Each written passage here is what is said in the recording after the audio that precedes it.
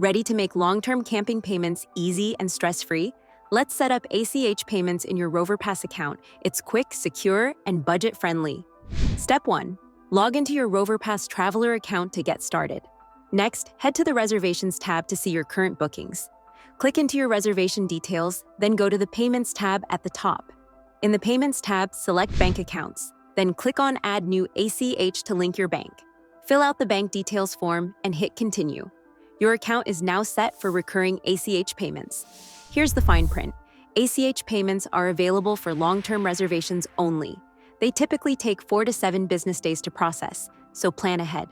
With a fee of 1% capped at a maximum of $5, it's a budget-friendly alternative to credit cards. Simplify your long-term stays with ACH. Secure, affordable, and perfect for extended adventures. Log into RoverPass today to set it up.